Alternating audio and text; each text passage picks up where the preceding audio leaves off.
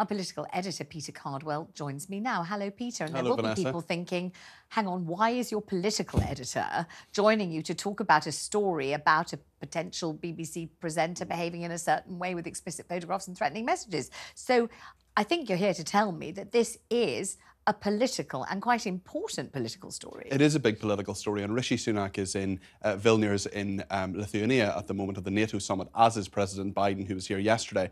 But the first question, and the big question to Rishi Sunak, is what is the government doing about this? What is their involvement? And the Culture Secretary, Lucia Fraser, well, she has been talking to and keeping in contact with the BBC, including its Director General, Tim Davie, over the past few days. They've met. At one stage, she summoned him on Sunday. And at the same time, the various MPs here on the Culture, Media and Sport Committee are being kept abreast of this as well. Parliament is debating a big issue today in terms of the small boats bill, the illegal immigration bill, and there's lots that's very serious and important about that. But really, this is the number one issue politically that is dominating. The BBC is a political organisation. We, of course, pay for it through our licence fee, and many people don't feel too happy about that. And these allegations will run and run. And I know that there are various organisations, including the BBC itself, its investigations unit, and there are also newspapers as well, that are talking to what they think are people who may have been involved with this presenter as well. All right. So when you say the BBC is a political entity, I think some people might be surprised because they might think, but hang on a minute, isn't the BBC supposed to be objective and impartial? How can it be deemed to be political when it is so careful, or is at least supposed to be so careful, not to have a political stance on anything?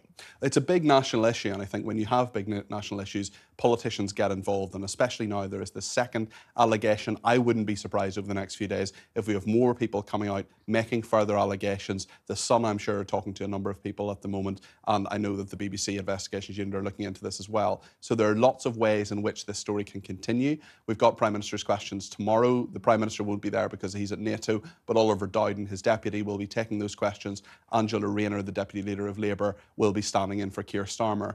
And I wouldn't be surprised if one or perhaps even all six of the questions she asked Oliver Dowden are about the BBC, what the government knew, what the safeguards are within this, what the BBC is doing, and how, under its Royal Charter, of course, it is the government is holding it to account, how the BBC governor, well, not governors anymore, the trust are holding the BBC to account over this. So I think there is a lot of political interest in this as well. The prominence of the person who is alleged to be the presenter, which is well known by many people, but of course we're not saying that person's name for reasons of privacy and libel and keeping on the right side of the law. But he is someone certainly who is well known and someone who a lot of politicians would have encountered at various points. And just talk to me about the BBC, the licence fee and the government, because really, is it fair to say that the BBC's future lies in the hands of whichever government is in power at the time, that the government has the power really to squeeze the BBC out of existence if it wanted to? That's right, yes, and the licence fee settlement has changed a lot over the last few years, as you know, Vanessa, of course, and we've seen things like the BBC World Service sort of being subsumed away from giving a Foreign Office budget into the BBC News budget, essentially. We've seen lots of cuts and lots of different ways in which presenters have been forced out, producers and so on have been perhaps given redundancy and so on. We've seen the BBC News Channel and BBC World News, two channels merging, for example. So a lot of cutbacks there, and the government essentially has to say on the doorsteps and politically, how can we justify this, £160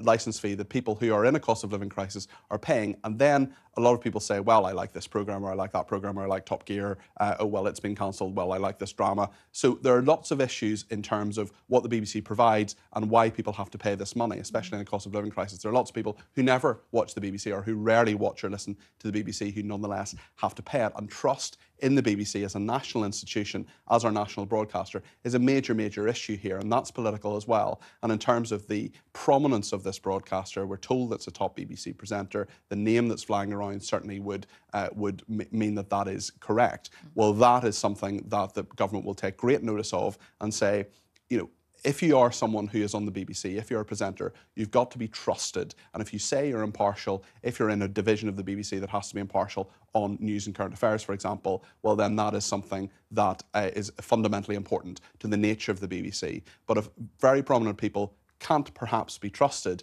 well then the government can certainly talk about that, and the BBC will worry about that, not just reputationally, but also in terms of their relationship with the government when things like the negotiation of the licence fee continue.